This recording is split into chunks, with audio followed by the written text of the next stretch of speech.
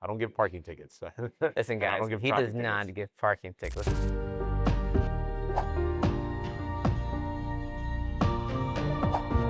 You're hanging out with the crew of Divino 305, and we have the pleasure today of being with Juan Fernandez Barquin, the Miami-Dade County Clerk of the Court, Comptroller, a little bit of everything. Thank you, sir. No, my Hanging out with us pleasure. today. My pleasure. Thank you so much for the invitation. Yes, sir, of course. You're a Miami kid, went to Berlin, graduated from FIU, attended law school at American University. Let's get to know you a little bit behind the person. Who is Juan? Tell me, what was it like going to Berlin throughout your childhood? It was great. You know, to be honest with you, when I started in 6th grade, I had to come from public school, so being in an all guys setting was unusual, Okay. right? And then I got used to it, and I made the conscious decision. My parents offered to give me the opportunity to go elsewhere if I wanted to when high school came around, but I made the conscious decision to stay there because I had friends, and I started to appreciate it and enjoy it. And then I decided to stay in Miami to be close to my family for undergrad, for college, for FIU. Majored in economics, something that I was always interested in. I like math a lot. So it seemed like a good balance between math and social studies. Now, staying in Miami and then leaving to the DC area, the DMV as they call it, Oh, yeah. that's a huge transition. Did you feel once you finished or were finishing up at FIU that, okay, now it's my time to head out?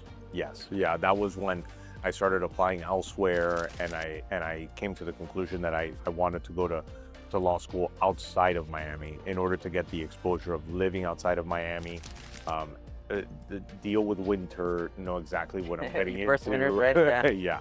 And it was during that time also, about my 2nd or 3rd year, that I realized that I don't like the snow. Yeah, I'm with you there. I can tolerate cold weather, not a fan of the snow, and I made the ultimate decision to come back. Let's talk a little bit about what is a comptroller. I think first of all, most people probably can't even spell comptroller. It's yeah. a complicated word. Well, what do you do? Like, we see your name on parking tickets. Yeah. Go ahead, talk about that. Okay, yeah. I wear many hats. What do you do? So as comptroller is basically a fancy way for saying government accountant. Okay. Now, as a comptroller for the county, I have 4 principal duties. Okay, I'm the chief auditor for the county. Oh. I'm the custodian of funds for the county. I'm the accountant for the board of county commissioners, and I'm the chief investor for the county. Okay, so those are the 4 hats I wear, but of course, it's not like I have teams that participate in each one of those things. So I'm just essentially engaging with the team, seeing how things are going, you know, and just following along with that. Oh, that's So, stressful. I can imagine. yeah, Yeah. that's just half. That's half of the job. Okay, that's on the comptroller side of things. That's on the comptroller side of things. As clerk of the court, I am the custodian of the files for court cases, right? So for probate cases, where the probate office is right here, mental health is right here. I'm the custodian of the files for them, for criminal, for civil, for family.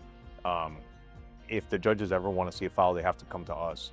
Really? And physically, and ask for the physical file if they want the physical file. Oh, wow. I mean, all of them are online. Yeah. Most of them are online, so they can check that out, right? But that's one big part of the job. Another big part of the job is that I administer traffic payments and also the parking tickets. Okay, so I don't give parking tickets. Listen, guys, he does not give parking tickets. Let's make this very clear. I don't give parking tickets. I don't give. I've seen you clarify this on your social media too. He does not give parking tickets. How important is it to stay on top of technology in your field? Vital. Right. It's imperative. Technology is always changing, and that is something that I personally feel that government does not sufficiently invest in technology, and that is something that's been a cornerstone since I've taken over, is to try, implement, and automate as many things as possible. And it's not for it to take people's jobs. That's not the purpose of it. The purpose of it is to make things more efficient for the residents, you know, and ultimately, I mean, let's be honest here, there's a lot of people who are not interested in government jobs in here. So I mean, it's incredibly difficult to recruit. So as it becomes more difficult to recruit, we gotta be able to pivot and to somehow compensate and assign that workload somewhere. So in theory, my idea is that through automation, we'll be able to balance that out. and make things more efficient. And just efficiency and just less headaches too, right? Yes. Being able to, Yeah.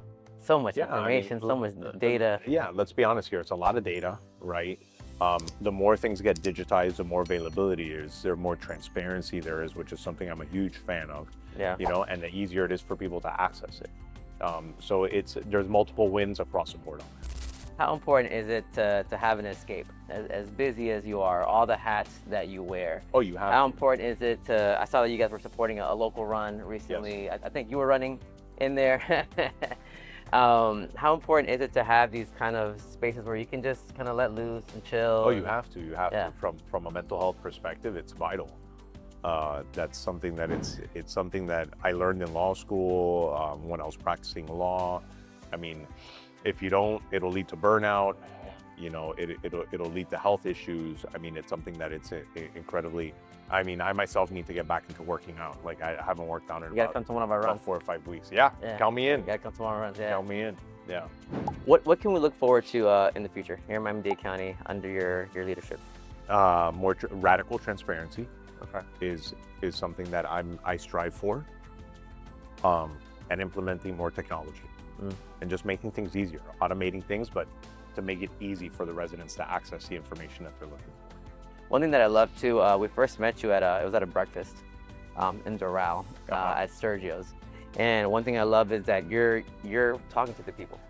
You're in these spaces and you're very accessible.